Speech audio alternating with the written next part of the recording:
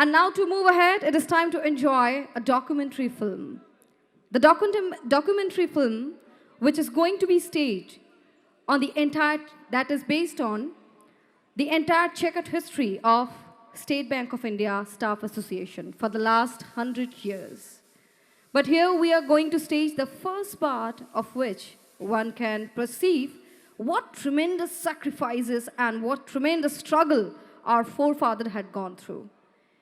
It is the saga of a long battle. All battles are not fought in the battlefield. Sometimes the battle fought also with the job. And this battle in job is serving what this documentary means. Kindly have a look.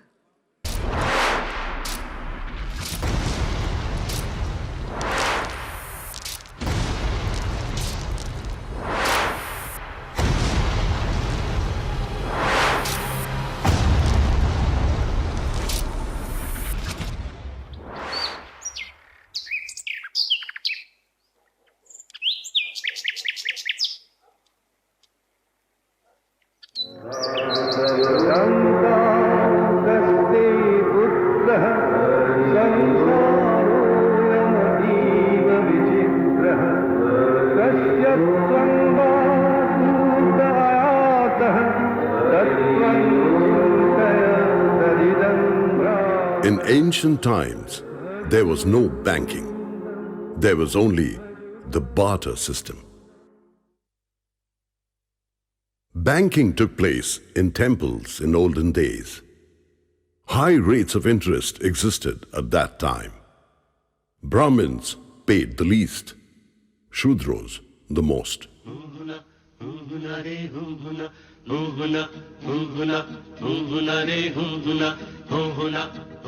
European merchants arrived in India in the 17th century. Banks were set up by the East India Company. Chartered banks were set up to stabilize the rates of interest and to mobilize credit for the East India Company's government and for European merchants. Jagat Seth was the first Indian banker who wielded considerable power in state affairs. A semi-government joint stock bank was set up by the Accountant General of Bengal, Henry St. George Tuckers, on 2nd June 1806 as Bank of Calcutta. These banks lent support to the presidency governments in raising loans and also came in use during wars and famines. From coins in Maurya time, paper currency saw the light of the day in 1861. With Paper Currency Act in 1862, Government of India introduced currency notes.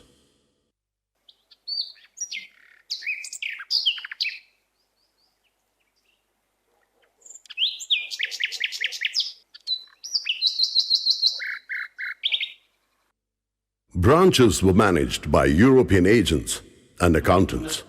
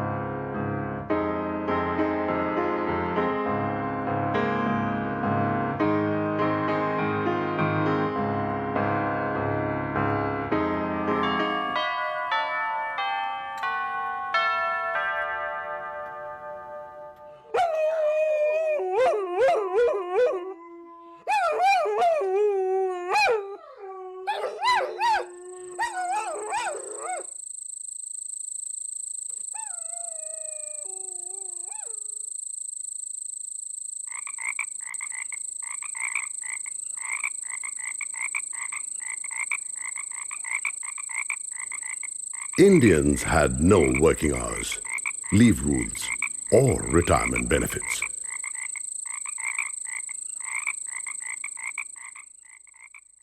On 28 September 1864, first meeting of working class representatives from different countries was held in London.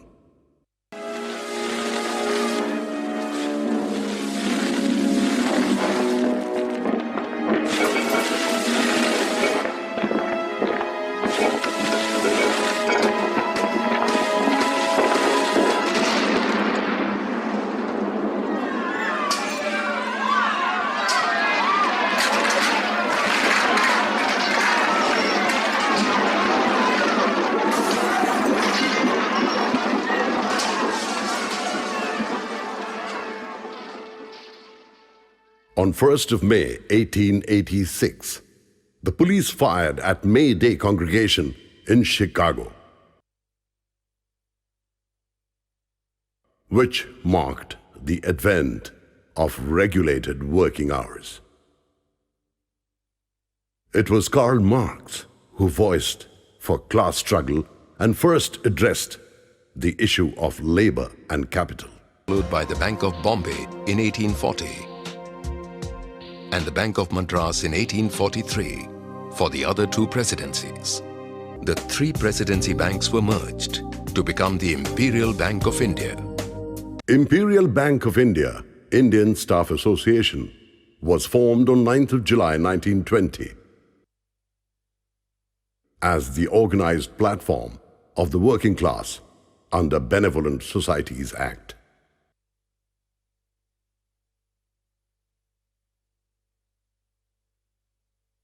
Norcott Warren was the first managing director of Imperial Bank of India.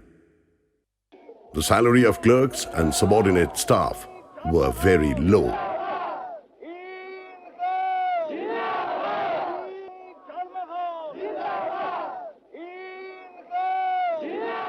Khogendra Ghosh approached Sir Dinshaw E. Wacha to improve the pitiable service conditions of the employees. Khogendra Ghosh nearly lost his job for such an approach. At that time, the presidents of Imperial Bank of India, Indian Staff Association, were taken from outside.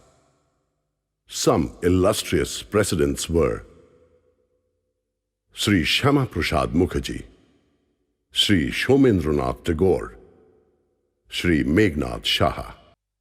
In those days, the areas of grievance included absence of casual or privileged leaves, issues of overtime, allowances, payment of income tax, and arbitrary sanction of increment. The association demand for an improved pay scale for all the staff, a month's privileged leave for each year's service, and abolition of 5% contribution to the pension fund were summarily dismissed. So, Mr. In Sen, 1930, management reduced clerical staff and forced employees to retire before 30 years of service. Comrade Ajit Krishna Sen protested through his pamphlet against management's evil work. He was forced to retire from the bank.